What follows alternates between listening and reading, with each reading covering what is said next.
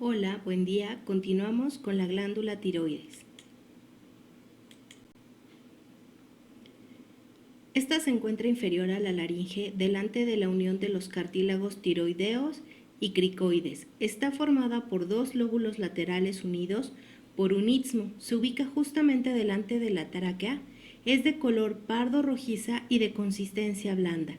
Al ser un órgano parenquimatoso, presenta un límite superficial llamado cápsula, que es de tejido conectivo denso y regular, que se ubica en dos capas. Esta va a penetrar la capa interna, la cápsula interna va a penetrar y va a formar tabiques que van a dividir a la glándula en lóbulos. También el parénquima va a estar formado por folículos que están separados por tejido conectivo interfolicular. Los folículos son las unidades funcionales de esta glándula y están revestidos por un epitelio cúbico simple, pero que puede ir de plano a cilíndrico dependiendo de qué tan lleno se encuentre ese folículo. Adentro de los folículos encontramos al coloide tiroideo, que es una sustancia viscosa eosinófila que está conformada por una glucoproteína que se llama tiroglobulina. Por lo tanto, este coloide es Paz positivo. Y vamos a encontrar en ese tejido conectivo interfolicular a capilares fenestrados. La tiroides presenta dos tipos celulares: las células foliculares o principales y las células parafoliculares, células clara o célula C. Las células principales tienen un núcleo redondo claro, un citoplasma moderadamente basófilo, ya que tienen abundante retículo endoplásmico rugoso, que es ahí donde se va a sintetizar a la tiroglobulina. Tiene también vesículas apicales eosinófilas que corresponden a los gránulos de tiroglobulina, a las vesículas de endocitosis del coloide y a lisosomas primarios. También vamos a observar que presentan microvellosidades en el dominio apical que están relacionadas con aumentar la superficie de captación de tiroglobulina. ¿Cómo llevan a cabo la síntesis de hormonas tiroideas las células foliculares? La síntesis de hormonas tiroideas se va a llevar en dos pasos. En una fase exócrina, que es independiente del ligando y que por lo tanto se considera una secreción constitutiva, y una fase exócrina, que es dependiente del ligando y que también se considera una fase exócrina. Entonces, en la fase endocrina, lo que va a suceder es que en el retículo endoplásmico rugoso se va a sintetizar a la tiroglobulina. De ahí va a sufrir modificaciones posteriores en el aparato de Golgi, del cual va a salir en forma de gránulos que se van a observar como gránulos subapicales, es decir, por abajo de la superficie apical, los cuales se van a liberar por exocitosis hacia la luz, es decir, hacia el coloide tiroideo. Una de las características más importantes de las hormonas tiroideas es que están yodizadas, y esta yodización va a suceder aquí, en esta fase exócrina. Entonces, para esto tenemos justamente a trampas de yoduro a través de las cuales se va a captar justamente el ion yodo o el yoduro, y va a tener un transporte activo a través de ATPasa sodio-potasio y se va a llevar a cabo en un simporte con sodio.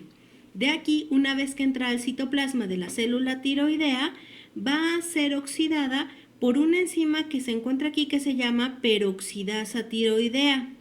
Y entonces este yodo oxidado se va a incorporar a la tiroglobulina en los residuos de tirosina.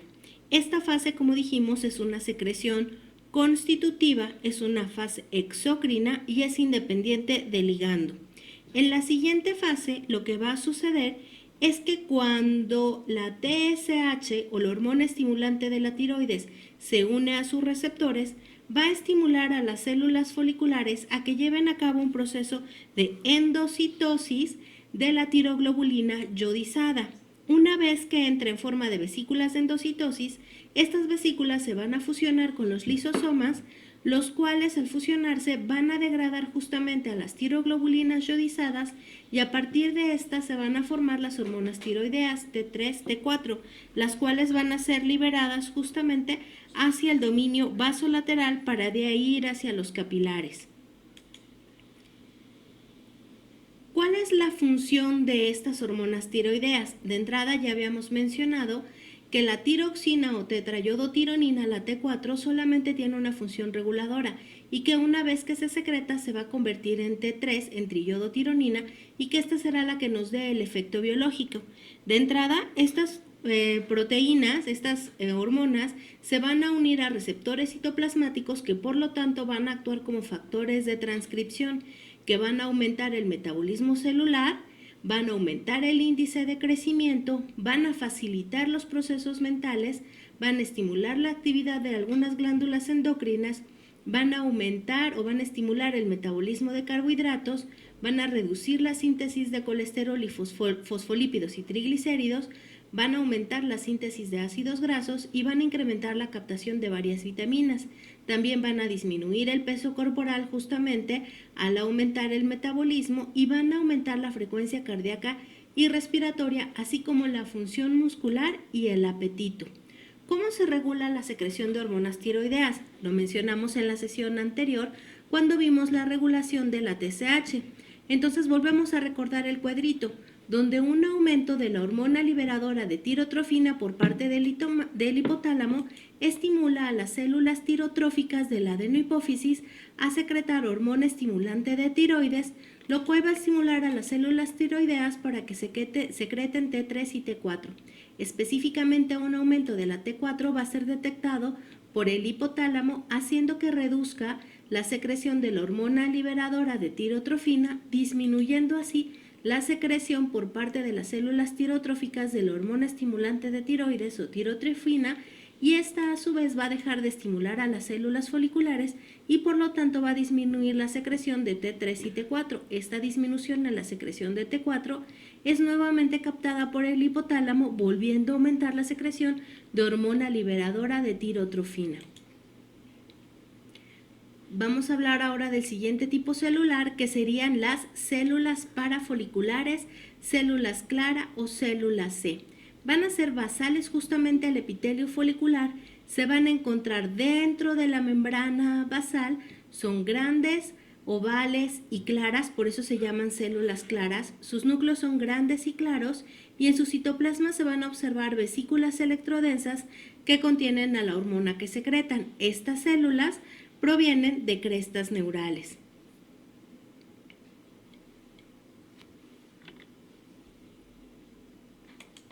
¿Qué es lo que secretan las células parafoliculares o células C, que aquí las observamos? Secretan calcitonina, algunos autores de manera un poco más específica le llaman tirocalcitonina, que tiene la función de disminuir la concentración de calcio en sangre al inhibir la resorción de los osteoclastos. ¿Cómo es que va a llegar a inhibir la resorción de los osteoclastos? Bueno, pues porque esta hormona lo que va a hacer es que se va a unir directamente con los receptores de los osteoclastos, disminuyendo justamente su actividad. ¿Cómo se regula la secreción de calcitonina? Cuando aumenta la concentración de calcitonina por parte de tiroides, como mencionamos, va a haber una disminución en la actividad de los osteoclastos, lo que va a hacer que haya una menor resorción ósea y que por lo tanto disminuya la concentración de calcio en sangre. Esto va a hacer que disminuya la secreción de calcitonina, que por lo tanto aumente la actividad de los osteoclastos, que aumente la resorción ósea y nos va a llevar a un aumento de la concentración de calcio en sangre, haciendo que tengamos una mayor secreción de calcitonina por parte de la tiroides. Esta es una manera muy simplista de verlo, pues como se vio en el tema de óseo, la calcitonina y la hormona paratiroidea están en constante equilibrio para regular la concentración de calcio en sangre. Vamos a ver las imágenes. Entonces aquí podemos observar a los folículos tiroideos, observamos aquí en morado al coloide tiroideo, a las células parafoliculares o células C. Al corte histológico, recordamos que las células foliculares se ven como un epitelio cúbico simple. Vemos aquí al coloide tiroideo. Recuerden que este espacio que existe entre el coloide y el epitelio es un artefacto de la técnica. Al momento de hacer la deshidratación, el coloide disminuye su tamaño, se vuelve más rígido y es por eso que se observa despegado del epitelio y tiene estas grietas, porque al momento de hacer el corte justamente se va a agrietar porque está reseco ese coloide. Cuando vemos este otro corte por congelación, aquí podemos observar al epitelio cúbico, que es el epitelio folicular.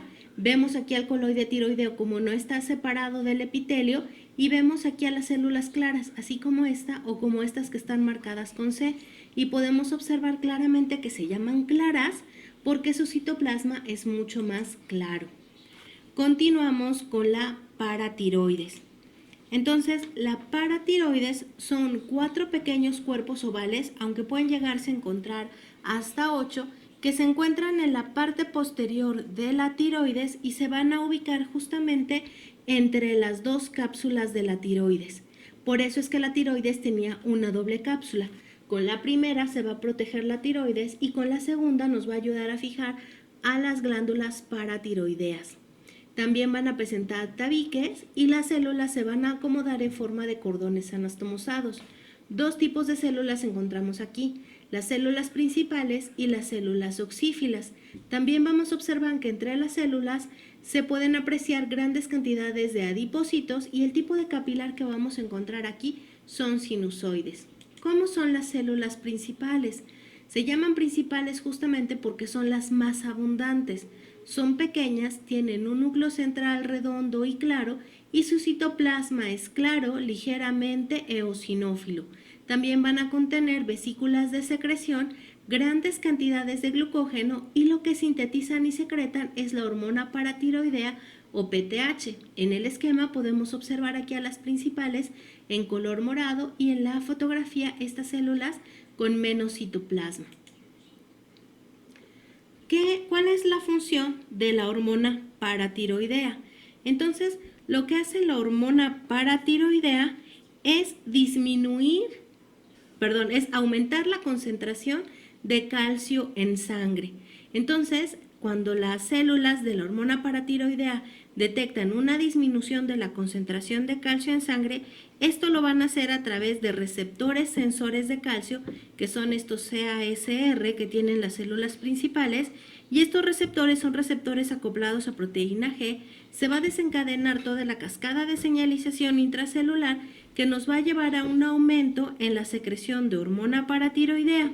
Y esta hormona paratiroidea va a tener 3 sitios principales de acción. La primera va a ser en el hueso a través de la estimulación de los osteoblastos para que secreten a la interleucina 1 y esta interleucina 1 va a ser detectada justamente por los osteoclastos, favoreciendo su activación, haciendo que se active el proceso de resorción ósea y que por lo tanto se aumente la concentración de calcio en sangre. Otra cosa que va a hacer la hormona paratiroidea es actuar a nivel de riñón, de riñón y de hígado, aumentando la síntesis y secreción de la forma activa de la vitamina D, que es el 1,25 de hidroxicolecalciferol. También a nivel renal se va a favorecer la reabsorción de calcio y este 1,25 de hidroxicolecalciferol sintetizado tanto en riñón como en hígado va a actuar a nivel intestinal favoreciendo la absorción justamente de iones calcio, lo que también me va a llevar a un aumento de la concentración en sangre. Los osteoblastos no solamente van a secretar a la interleucina 1, sino que también van a secretar al ligando del factor estimulante de colonias de macrófagos, MCSF por sus iniciales, que va a favorecer la transformación de monocitos en osteoclastos.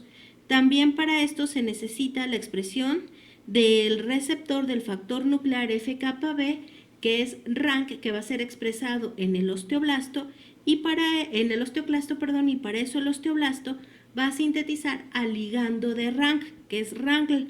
Y entonces este ligando, al unirse con su receptor, va a activar justamente al osteoclasto para que tenga procesos de diferenciación y por lo tanto lleve a cabo el proceso de resorción ósea. Esta vía de señalización va a ser inhibida por la osteoprotegerina que se va a unir al RANKL impidiendo que se una a su receptor. Justamente su nombre lo dice, osteoprotegerina, donde su función es la de proteger al hueso. ¿Cómo se regula la secreción de la hormona paratiroidea? Igual viéndolo de una manera muy simplista, un aumento en la concentración de calcio que va a ser detectado, como dijimos, por los receptores CASR por parte de las células principales de la paratiroides, esto me va a inducir una disminución en la secreción de la hormona paratiroidea. Si disminuye la secreción de hormona paratiroidea, entonces va a haber una disminución en la concentración de calcio en sangre, lo que nuevamente será detectado por estas células principales, haciendo que aumente la secreción de hormona paratiroidea, regresando al ciclo. Y como dijimos, estas concentraciones de calcio son detectados por estos receptores sensores de calcio que son asociados a proteína G, que me van a dar las señales justamente para que se inhiba o se estimule la secreción de hormona paratiroidea. Vamos ahora con las células oxífilas. Y entonces las células oxífilas faltan en los recién nacidos, aparecen alrededor de los 6 o 7 años, van aumentando con la edad y las podemos encontrar aisladas o formando cúmulos. Son del doble de tamaño que las principales, justamente se llaman oxífilas o acidófilas porque sus citoplasmas son sumamente eosinófilos, esto es porque contienen muchas mitocondrias, su núcleo es pequeño y basófilo y van a estar unidas entre sí y con las células principales a través de desmosomas. Entonces son estas que vemos con los núcleos redondeados con muchísimo citoplasma. Aquí observamos a estas oxífilas, aquí se observan a las principales y a los adipocitos. Vamos a observar las imágenes. Y entonces aquí en verde observamos a las paratiroideas. Cuando vemos el corte histológico veríamos a la cápsula, en amarillo claro a las células oxífilas o acidófilas, en amarillo más oscuro a las células principales y aquí observamos a los capilares que serían pues los sinusoides. Al observar los cortes histológicos, estas serían las principales, estas serían las oxífilas. Vean cómo son mucho más grandes y los citoplasmas son sumamente eosinófilos. Viendo este otro corte, aquí tendríamos a las células principales, vemos varios adipocitos y vemos aquí a las células oxífilas. Con estos citoplasmas abundantes, muchísimo citoplasma y muy acidófilo. Continuamos con la glándula suprarrenal. Las glándulas suprarrenales son órganos pares que se encuentran en posición retroperitoneal sobre la pared posterior del polo superior de cada riñón. A través de su hilio va a penetrar la vena suprarrenal. Al ser órganos parenquimatosos, están revestidos por una cápsula de tejido conectivo denso y regular con abundante tejido adiposo unilocular, que recordemos que ese tejido adiposo retroperitoneal no se va a eliminar porque tiene la función justamente de amortiguar golpes y por lo tanto proteger tanto a riñones como a las glándulas suprarrenales. El parénquima de las glándulas se va a dividir en dos grandes secciones, en la corteza y en la médula. La corteza tiene tres porciones, la zona glomerular, fascicular y reticular, y la médula presenta dos tipos celulares principales, las células cromafines o argentafines y las células ganglionares. Y la estructura característica distintiva de la médula suprarrenal es la presencia de las vénulas. Observando a la corteza suprarrenal, es de color pardo amarillento, es la mayor parte de la glándula, donde sus células van a tener el retículo endoplásmico liso bien desarrollado, puesto que en esta corteza se van a sintetizar hormonas esteroideas. Y recordemos que la síntesis de estas se lleva a cabo entre las mitocondrias y el retículo endoplásmico liso. Quedamos que tenía tres zonas, glomerular, fascicular y reticular. Veamos la primera de ellas. Entonces, en la zona glomerular se van a observar células pequeñas acomodadas en forma de grupos redondeados o arcos con un núcleo redondo muy basófilo donde los citoplasmas van a ser eosinófilos con grumos basófilos dispersos y van a tener varias gotas de lípido en su citoplasma. ¿Qué es lo que sintetizan estas células?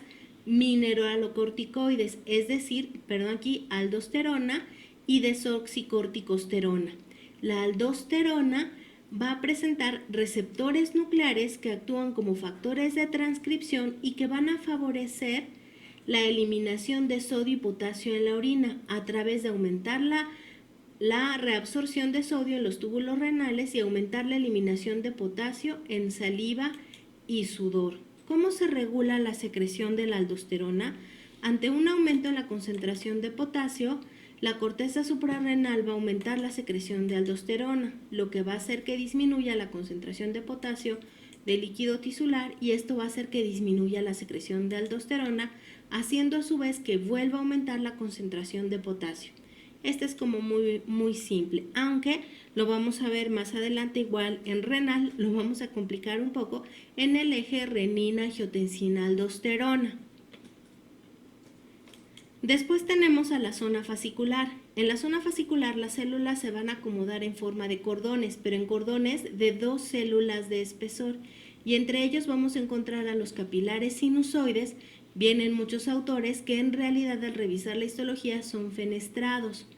Están formados por células grandes poliédricas con un núcleo central claro, y en su citoplasma vamos a encontrar que es ligeramente eosinófilo con muchas gotas de lípido, donde la mayoría del lípido es colesterol.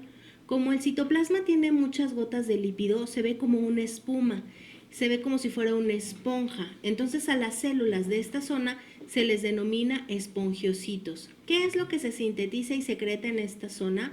Glucocorticoides, principalmente cortisol y corticosterona. Recordamos que el cortisol es la hormona del estrés y que está relacionada con el metabolismo de carbohidratos, proteínas y lípidos. Estimula la degradación de proteínas, la gluconeogénesis en el hígado y la movilización de ácidos grasos en los adipocitos. También tiene un efecto antiinflamatorio y antialérgico, ya que disminuye el número de linfocitos en sangre y en tejido linfoide, porque justamente inhibe la proliferación linfocitaria, lo que no siempre es un efecto tan positivo. ¿Cómo se regula la secreción de cortisol? Aquí recordamos otra vez la vía de señalización o la vía de regulación que vimos para hipófisis, donde en el hipotálamo se va a secretar la hormona liberadora de corticotrofina, que va a estimular a las células corticotróficas a que secreten a la hormona adenocorticotrófica o ACTH, que actúa sobre la zona fascicular de la corteza suprarrenal, que va a aumentar la secreción de cortisol. Este aumento en la secreción o en la concentración de cortisol va a ser detectado por el hipotálamo, haciendo que disminuya la secreción de la hormona liberadora de corticotrofina, lo que nos va a llevar a una disminución en la secreción de ACTH, lo que a su vez va a causar una disminución en la secreción de colesterol, que nuevamente será captada por el hipotálamo, regresando al inicio del ciclo. Finalmente tenemos a la zona reticular. Esta zona reticular está formada por cordones de una célula de espesor que, como su nombre lo indica, van a formar un reticulado, donde los cordones van a estar anastomosados. Igual aquí menciona que hay sinusoides, pero al revisar la histología son realmente capilares fenestrados. Las células tienen citoplasmas eosinófilos con gotas pequeñas de lípido, y lo que se va a sintetizar y secretar aquí son andrógenos: dihidroepiandrosterona, androstenediona y estrógeno, pero en una concentración tan baja que su función es prácticamente despreciable. La médula suprarrenal es de color pardo rojizo y, como dijimos, está formada por 2 células principales, las células cromafines y las ganglionares. Las cromafines se van a ubicar en cordones celulares separados por las vénulas, que quedamos que era la estructura característica de la médula suprarrenal, y estas células van a tener citoplasmas ligeramente basófilos con gránulos finos. Después tenemos a las células ganglionares, que van a estar aisladas o en cúmulos pequeños y que su función es regular la secreción de las catecolaminas. Las catecolaminas son las hormonas secretadas justamente por las células cromafines, y son 2 las principales: la adrenalina, que representa el 90%, y la noradrenalina, que representa el 10%. Ambas son consideradas las hormonas del escape, y lo que van a hacer es que van a aumentar la frecuencia cardíaca y el volumen minuto cardíaco a través de receptores beta-1 adrenérgicos. También son vasodilatadores de las arteriolas musculares a través de receptores beta-2 adrenérgicos. Actúan como broncodilatadores a través del músculo liso bronquial a través de receptores beta-2 adrenérgicos, y también participan en el metabolismo de carbohidratos y lípidos a través de la glucogenólisis y en los adipocitos por la liberación de ácidos grasos. Todo esto para secretar más ATP y favorecer, por tanto, la acción de los músculos o el funcionamiento de los músculos. Entonces vamos a ver las imágenes. Observamos el corte total de la glándula suprarrenal. En azul estaríamos observando la cápsula, esto es corteza, esto corresponde a médula. Y esta sería justamente una vénula de la médula. Observamos aquí un acercamiento, un esquema donde observamos cápsula, la cápsula, todo esto corresponde a corteza, hasta aquí corresponde a corteza, esto es médula, médula. En corteza tenemos a la zona glomerular, zona fascicular, la zona fascicular de 2 cordones de espesor y la zona reticular, que son estos cordones anastomosados. Haciendo una observación igual total de la glándula, tenemos aquí a la cápsula con tejido adiposo, la corteza dividida en zona glomerular, zona fascicular y zona reticular, donde apreciamos que la que tiene el mayor espesor es la zona fascicular, y finalmente la médula con la presencia de las vénulas. Haciendo un aumento de cada zona, observamos aquí un pedacito de la cápsula, observamos a la zona glomerular y vemos cómo está justamente como en conjuntos redondeados las células, y la zona fascicular.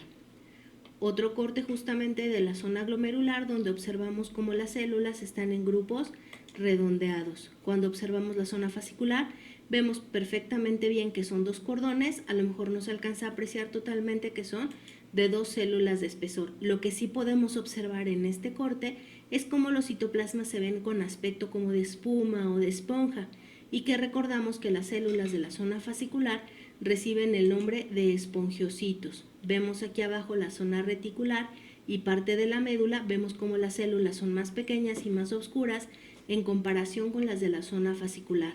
Lo mismo podemos observar en esta otra imagen. Finalmente tenemos las imágenes de la médula, donde observamos a las células ganglionares y cromafines y podemos observar a las vénulas. Observamos este otro corte donde vemos aquí a las células cromafines, observamos a las células ganglionares y observamos a las vénulas. Finalmente tenemos a la glándula pineal o epífisis, que es un órgano aplanado en forma de piña que se ubica en el tercer ventrículo. Es un pequeño ensanchamiento, como que se conoce como receso pineal, al tallo de fijación de la glándula. Está rodeado por pía madre, este no tiene cápsula, sino tiene esta pía madre. Está dividido su parénquima en lobulillos por tabiques. Este, a diferencia de todos los demás que presentaban capilares fenestrados, va a presentar capilares continuos, y las células que vamos a observar ahí son 2 tipos, los pinealocitos y las células intersticiales. Y la estructura característica de esta glándula son los acérbulos, areniscas o arenillas cerebrales. También a veces se les puede llegar a llamar concreciones. Los pinealocitos son la mayor parte de las células, son grandes, claros, su núcleo es grande y presenta una escotadura, y tienen prolongaciones que terminan en ensanchamientos en forma de clava en contacto con el endotelio capilar, al que le llamamos procesos perivasculares. Para los que no sepan qué es una clava, es con las que se hacen malabares, por ejemplo, en el circo, y tienen esta forma. Su citoplasma es ligeramente basófilo con gránulos e inclusiones lipídicas y tienen un borde sináptico. Los vamos a encontrar acomodados en forma de cúmulos o cordones. ¿Qué es lo que secretan los pinealocitos? Por la noche secretan melatonina y en el día serotonina. ¿Cuál es la función de la melatonina? Es un regulador secundario de los ritmos circadianos, actúa a través de receptores acoplados a proteína G, y también están relacionados con el ciclo reproductor a través de la liberación de la hormona liberadora de gonadotrofina. Y esta melatonina específicamente está encargada de inducir el sueño. Es por eso que cuando disminuye la intensidad de la luz, entonces vamos a comenzar a secretar melatonina y vamos a tener algo de somnolencia. Bueno, después tenemos a las células intersticiales, que son células gliales. Tienen núcleos pequeños que son más oscuros, y de hecho las células intersticiales es un tipo de astrocitos. Dijimos que los acérbulos, arenillas o areniscas cerebrales eran las estructuras características de la glándula pineal. No son más que concreciones ricas en calcio que aumentan con la edad, que están formadas por cristales de hidroxiapatita que se sintetizan en el interior de los pinealocitos y que después son secretados, y que se van a ubicar en forma de laminillas concéntricas, como si fueran cebollas. Estos acérbulos o areniscas o arenillas cerebrales son de importancia clínica, ya que justamente en imagenología nos van a servir como una referencia de la línea media. ¿Cómo se regula la secreción de melatonina? Entonces, cuando nuestros ojos captan luz, esta luz va a ser captada justamente por la retina. Este estímulo va a ir al haz retinohipotalámico y a través de la cintilla óptica llega hacia el núcleo supraquiasmático en el hipotálamo. El núcleo supraquiasmático es el reloj circadiano primario y es el que hace que nos levantemos a una determinada hora y que nos empiece a dar sueño a una determinada hora, independientemente o no de la presencia de la luz. La información a partir del núcleo supraquiasmático va a viajar a través de un haz multisináptico tanto al ganglio cervical superior como al tronco sináptico. De ahí va a viajar a través de los nervios coronarios a la glándula pineal y una vez en la glándula pineal, esta información lo que va a hacer es que va a inhibir justamente a una enzima que se llama ANAT, que es la aril-alquilamid N-acetiltransferasa. ¿Cuál es la función de esta enzima? Transformar a la serotonina en N-acetilserotonina. Entonces, si esta está inhibida, justamente la glándula pineal en el día, que es cuando hay luz, ¿qué es lo que va a secretar? Va a ser serotonina. Pero cuando no está este estímulo luminoso y que entonces no hay quien inhiba a la aril-alquilamina N-acetiltransferasa, esta serotonina va a ser transformada en N-acetilserotonina y esta a través de la hidroxiindol o metiltransferasa va a ser transformada en melatonina durante la noche. Entonces en el día secretamos serotonina por acción del estímulo luminoso que va a hacer que se inhiba a la NAT y por lo tanto la transformación de serotonina en melatonina, y por la noche al no existir esta vía de señalización entonces estaríamos sintetizando melatonina. Veamos las imágenes. Entonces aquí vemos a los acérbulos, arenillas o areniscas. Vean cómo justamente se ve como si cortáramos una cebolla y estos corresponden a los pinealocitos. Entonces aquí observamos justamente a los pinealocitos, aquí a los acérbulos, arenillas o areniscas cerebrales. Y eso es todo. Muchísimas gracias por su atención. Espero que el material sea de su ayuda.